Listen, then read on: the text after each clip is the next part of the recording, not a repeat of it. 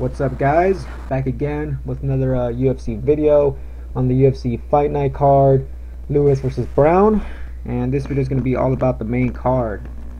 So let's go ahead and get started. First fight on the main card, we got Paul Felder versus Alessandro. Two strikers here. Should be a fun stand-up fight. Both of them prefer to stand and bang, especially Felder here. Really likes staying in the pocket, landing heavy shots. It's very tough, very durable. Ricci's also a very good striker.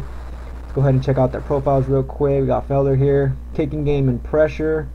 His last fight was against Trinaldo, where he lost in the third round by a TKO doctor stoppage. Got cut pretty badly there, but I mean, he wasn't doing too bad in the fight. Before that, he won against Joshua Berkman and Derek Cruikshank. Let me look at Ricci's last fight in the UFC against Jeremy Kennedy. He got taken down a lot by this guy, and that guy's like a 145 pounder. Like I said, this guy's weakness is obviously the ground.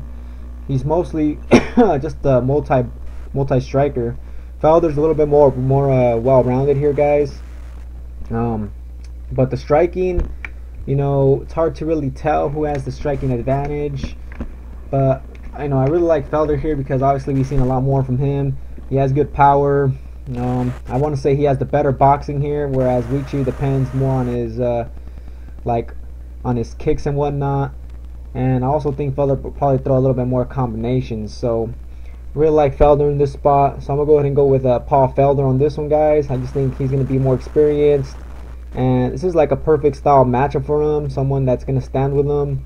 But it is in at Canada, and if Ricci is able to land some good shots, also can make it a close fight, and you never know, Ricci might get a split decision win or something like that. But I think Felder here makes it a fun fight, and I think he's gonna come out with the win. And I do maybe see a finish here, but I think it's gonna come later. So I'm gonna go ahead and say Felder, third round knockout. All right, now for the next fight, we got Sara McMann versus Gina Mazani. Drink some water here. So we got McMann here, who's obviously very experienced. Already fought for the title before.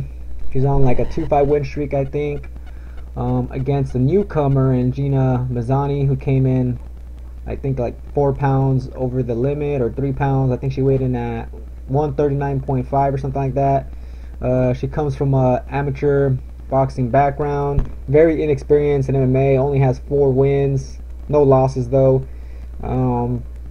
So pretty much her ground game I don't know too much about, so I just think McMann here is going to do what she does. She's going to take her down and beat her up on the ground, maybe work for a submission or whatnot. But I really just see McMann just dominating the whole fight, and I think McMann here is the safest pick on the whole card. So if you're betting I would go very big on McMann here. I think she's almost 100% sure win, but this is in May. I would give her like a 90% chance at least, though. 90% chance. Like, she's for sure the safest pick on the card, I would say. So, yeah, I'm going to go ahead and pick my McMann here on this one, guys. And, she goes to decision a lot now, but she finished her last fight against a better opponent. And, Mazani's going to have a little bit of a weight on her. Like I said, she has like 4-pound advantage or something like that. But it's not going to really make a difference because she's going to be on the ground. So I could see McMann getting the finish here, maybe a second or third round finish, possibly by submission though. Actually, maybe by TKO also. Let's go ahead and just say McMann, third round knockout, guys. Make that third round submission, yeah. So McMann, third round submission. Next fight, we got Theodoro versus Cesar Ferreira. Let's go ahead and open up the pages real quick. We got Elias page right here. Mentally tough, cardio king. His last fight and last win was against Sam Alvey, where he won by decision. As you can see, this guy's very low output, only 37 strikes thrown. Sam Alvey also only threw 27. What this guy likes to do is he likes going for takedowns, but against Cesar Ferreira, who's really good on the ground, that's going to be, I want to say, out of the question. He's going to have to stand with Cesar or get taken down by Cesar. And Cesar here, guys, his chin is not that good, but he has excellent BJJ. His power is also not horrible if you look at his finishes and whatnot. He has some decent power, but he's really good on the ground. He's on a 3-5 win streak. been looking really good. What he likes doing nowadays is to try to take his opponents down, because he knows that he doesn't have a good chin anymore, so can't really take any big shots. But Elias here is not a huge power puncher, even though he has a lot of knockouts on his record there, 46%. But in the UFC, we haven't seen much of his power, and his power mostly comes from his kicks, not his punches. So if he goes for those kicks, I think he's gonna get taken down. So I think Ferreira here should be able to get the win, guys. I think he's just gonna be able to catch those kicks, take Elias down, just beat him up on the ground, and work for a submission. So I like Ferreira in this fight, but like I said, his chin is, a little suspect, and if Elias does crack him clean early in the fight, he could maybe take him out. But like I said, Elias hasn't shown much power in his UFC career so far. So I'm gonna go ahead and pick Ferreira in this fight, but Elias does have a chance to win here if he makes it a close fight. But I really think Ferreira is gonna be able to get the win here. So Ferreira, I think he wins by third round. I'll go ahead and say third round submission. Next fight, we got Sam Sicilia versus another newcomer, Gavin Tucker. Gavin Tucker, almost all wins by finish. He's a finisher. Sam Sicilia is a veteran here in the UFC. Go ahead and open up their pages here real quick. Alright, so here's Cecilia's page here. Striking, one punch knockout power. 2 losses in a row. He got finished in both those losses. First, he got finished by Duho Choi in the first round by knockout. And then he got finished by Gabriel Benitez. He got outstruck by him, and then he ended up getting tapped out by him in the second round. So this guy's on a losing streak right now, not looking too good. Now we go to Gavin Tucker here, undefeated, from Canada. Excellent left kick, as you can see right there. He has good speed, good pace. A lot of finishes, 4 first-round finishes in his career. Good power. Like I said, also has a submission. So this guy seems pretty well-rounded here. You never know, he could be the best. The next big thing, but we're gonna have to see. But I really think he's gonna be able to get the win here. Has the hometown advantage. Seems like he's ready for this big fight, and Cecilia here is not looking too good, so I gotta side with the newcomer here. I think Tucker comes out, puts on the show, lands some good shots, hurts Cecilia on the feet, and finishes him by the second round, guys. So I'm gonna go ahead and take Tucker here by second round knockout. But Cecilia does have a chance to win. He does have some power, does have that wrestling, but I just really think Tucker's gonna be able to come through here and get that knockout win. So Tucker, second round knockout. Alright, now for the co-main event, guys. We got Johnny Hendricks versus Hector Lombard. A very close fight. I think on the odds, Hector is the favorite. Yep. This is the first fight in Hendricks' career at 185. I'm really excited here to see how he looks. And yeah, I can't wait to see this fight. Lombard actually came in at 182 pounds. That's weird. He came in underweight. He's still a big guy, obviously, but everybody knows about Lombard. This guy always gasses. Hendricks, he just hasn't looked too good, post USADA.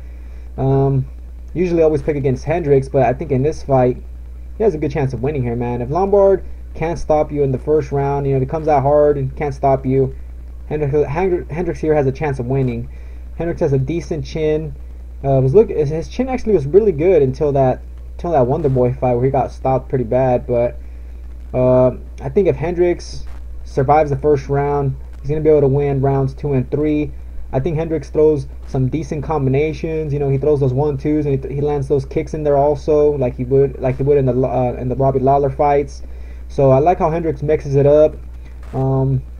Here on the grappling stats, it's kind of weird, like who's going to be taking each other down, because obviously both have good grappling backgrounds. Lombard has that judo black belt, and Hendricks obviously a really good wrestler. So but we have seen that Lombard can be taken down like he was against Neil Magny when he gets tired. So another reason I'm going to go ahead and pick Hendricks on this one, guys, because when Lombard gasses, Hendricks will be able to take him down. And if he takes him down, he's going to be able to beat him up on the ground and hurt him on the ground. So I'm really excited for this fight. I want to see how Hendricks looks. I'm hoping he looks pretty good, because man, this guy's been looking like shit for a while now. So I think it was all because of the weight cut. or maybe like I said, that post USADA shit. Maybe this guy was taking something, but you know, we never know. But yeah, I think Hendricks is gonna be able to win this fight, guys. I think as long as he survives, you know, a first round onslaught from Lombard, should be good. Like I said, I think Hendricks is gonna have the cardio advantage. I think his striking is a little bit crisper. I just think Lombard has the power advantage and the explosiveness. But I think Hendricks here should be able to outpoint him on the feet. And once Lombard gets tired, Hendricks go for that takedown and just beat him up like that. So we'll go ahead and pick Hendricks to win here, guys. And I could see like the same thing happening here in the Magny fight. So I think Hendricks here gets a third round finish once Lombard's tired. I think he maybe takes him down on the ground and just pounds him out. So Hendricks, third round knockout. Alright, now time for the main event here, guys. We got Derrick the Black Beast Lewis versus Travis Hoppa Browne. Man, this is a close fight. Initial pick here was Derrick Lewis, guys, and you know, a lot of people were talking about Travis Browne. Everybody started to pick Travis Browne, and it really like changed my initial pick here because Lewis has the momentum here, but he didn't look good in his last fight. So that's why I'm kind of like, you know, kind of want to pick him because of that. He really didn't look good in his last fight. We've seen Lewis's weaknesses. Got Derrick Lewis page here real quick. You guys could see he's on a 5-5 win streak. Look at that.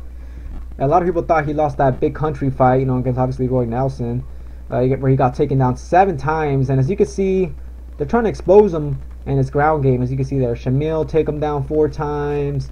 Gonzaga took him down once. Kowalski couldn't get a takedown, but Pesta took him down 5 times. So we know this guy we know this guy's weakness is the ground. And I thought his takedown defense was improving, but it doesn't seem to be improving that much. The thing here is that, you know, Travis Browne here is not really a wrestler, but he can get takedowns like he did in the Mitrione fight, and I'm pretty sure in the Schwab fight. As you can see there, he had 1 takedown also in that fight. And once he's on top of you, obviously he does a lot of damage, just like how Derrick Lewis would also. But I mean, another thing to know here is Travis Browne is not with Edmund Tarverian or whatever, which was, you know, he's obviously a really bad coach, and you know, I think that's why he was looking so bad recently.